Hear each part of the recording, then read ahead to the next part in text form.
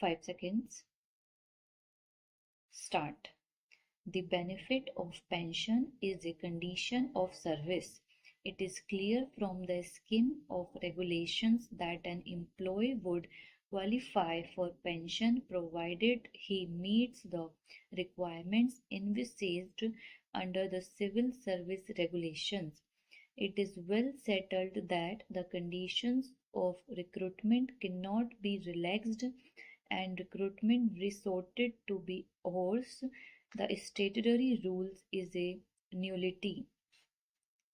The authoritative decision in this regard rendered by the Apex Court in case of State of Karnataka versus Uma Devi 2006 for SCC 1 lays down in the law. When we analyze the petitioner's argument from this standpoint, a daily wage employee, in our considered opinion, cannot be equated with a regularly selected person. The apex court, in a catena of judgments, has spelled out the distinction. Therefore, the classification based on the recruitment by following due procedure under the rules and through backdoor entry is well organized. Once the classification in the matter of recruitment is recognized distinguishably, any challenge to a provision which grants protection of pension to the requisite length of substantive service alone would be misconceived and contrary to the spirit of Article 16 of the Constitution of India.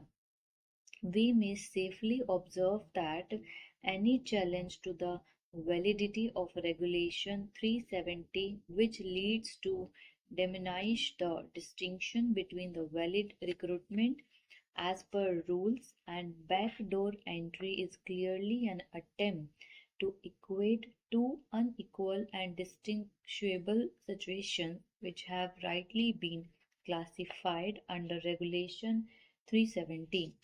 For achieving the goal of Article 16 of the Constitution of India, it is essential to draw such a distinction, and the same would not impinge upon any fundamental right available to the petitioner under Article 14 of the Constitution of India.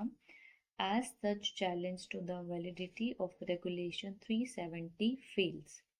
The petitioner in the instant case has not offered any justification as to how a daily wage employee can be equated with the employees who are recruited in service by following the stringent process of recruitment. The services rendered by a regular employee, for that matter, can neither be equalized in terms of financial implications nor treated at par with the services of a daily wage employee unless the rules so permit. Now, coming to the judgment placed reliance upon by the petitioner, suffice it to say that the case of the petitioner is governed under a different set of rules. The petitioner has also not laid any foundation for establishing equivalence of his daily wage services to be at par with the services of a regularly recruited confirmed employee.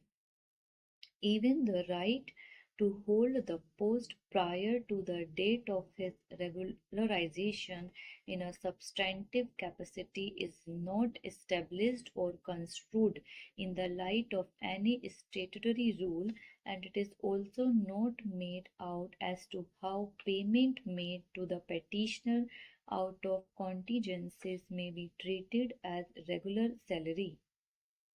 This writ petition has come to the filed after about 2 years from the date of petitioner's retirement, and that too under the gap of challenging the validity of Regulation 370, which is clearly an afterthought.